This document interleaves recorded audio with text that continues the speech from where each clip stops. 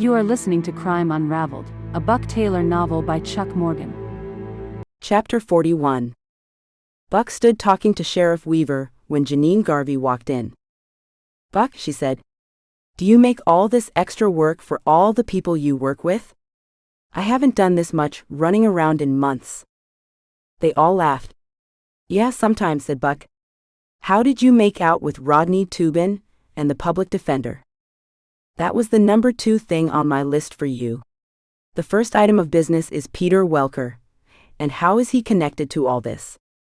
Buck explained about the internet posts claiming responsibility and the extortion demand for the $10 million and the release of Rodney Tubin. He then told her about his connection to the Velasquez family. "Fuck," she said. "My older sister went to school with Gabriela Velasquez. She can be a real bitch when she wants to be. This is not going to be fun. Should we go talk to him and see what he needs?" Buck removed his holster from his belt and handed it to the sheriff. He and Janine walked to the first interrogation room, and the sheriff turned on the recording equipment, walked over and stood in front of the small one-way window. Buck pushed open the door and stood aside so Janine could enter. She took a seat and Buck followed.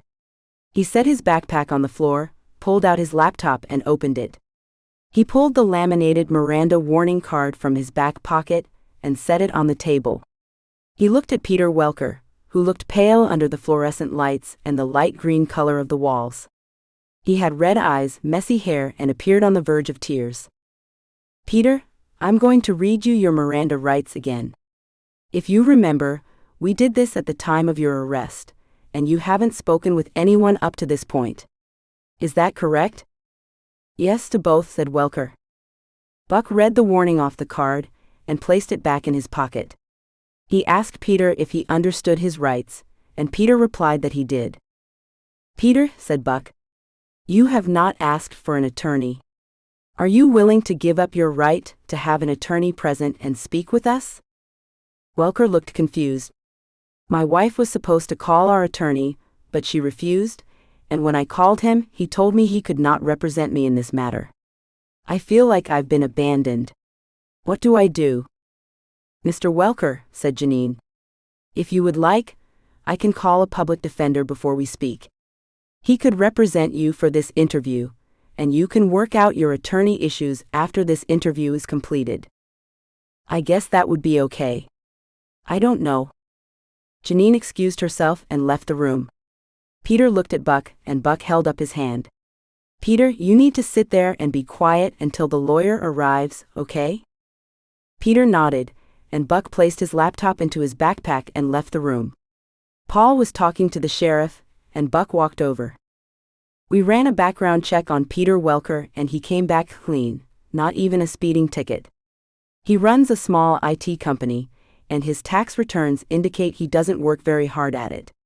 His income hasn't changed in 3 years, and if it weren't for the missus, he'd be living in someone's basement. We found one account in his name, and he has less than $1,000 in it." "What about Christina?" asked Buck. "Christina receives a large check each month from a private bank in the Caymans. No debts, and assets of almost $500 million. It doesn't look like she is involved in any Velasquez enterprises. She never held a job that we could find, and she graduated from Bryn Mawr College with a degree in finance. She and Peter have been married for 18 years and have 2 sons." Janine walked back into the bullpen area. "Spoke with a friend of mine. She was finishing up an arraignment down the street. Should be here in 10 minutes or so." "Okay," said Buck. "While we wait, fill me in on Rodney Tubin." She sat on the edge of the desk. "He told me that his involvement was only holding Mrs. Mortensen until Dutch arrived, but he admitted to roughing her up a bit. Nothing sexual, according to him. The order came from Dutch and his boss, which we can no longer verify since Dutch Heinrich and Roger Burns are dead. He said he knew nothing about the trailers full of explosives that blew up in the canyon. He told me that loading the trailers must have happened after hours at the Burns & Sons warehouse, and neither he nor Boomer was involved." "What about the murder of Betty Mortensen?" asked Paul. "He admits to being there when she was killed, but he said that Dutch pulled out the knife and slit her throat before they could even move. That's how the blood got his boots. Buck laughed. Shit, everyone who can corroborate his story is dead, and the only evidence is a few specks of blood on his boots. What did you offer him? Janine looked offended. How do you know I made him a deal? I might want to take this disaster to court, maybe all the way to the Supreme Court. She laughed and they all joined her. I offered him 5 years for accessory. He jumped at it. He wants to talk to you before we arraign him. Buck looked surprised. Wonder what that's all about? Janine shrugged her shoulders.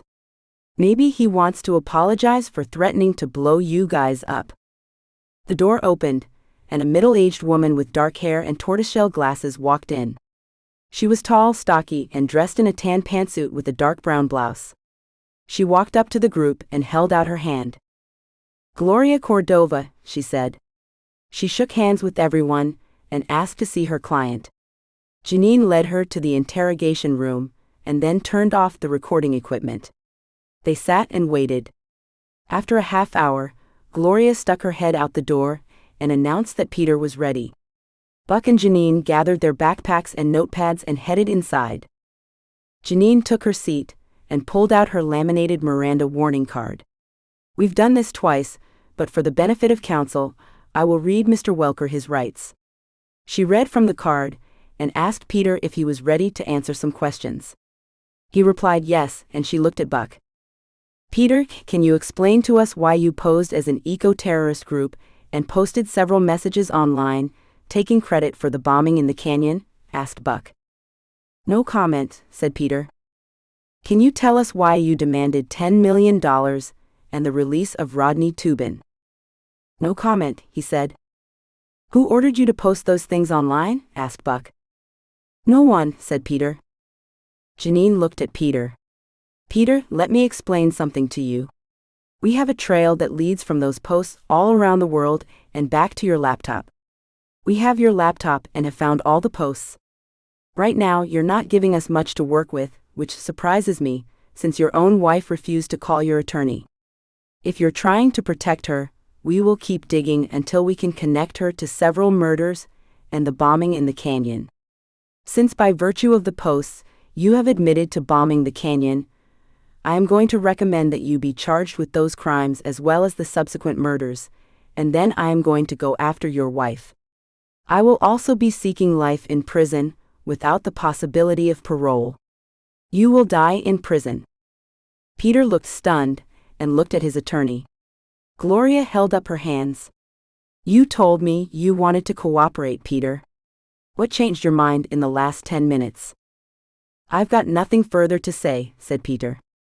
Janine grabbed her notepad. Interview concluded at 5:58 p.m. She walked out of the room, followed by Buck and Gloria. She turned to Gloria. Glo, what the hell? She asked. I have no idea, said Gloria.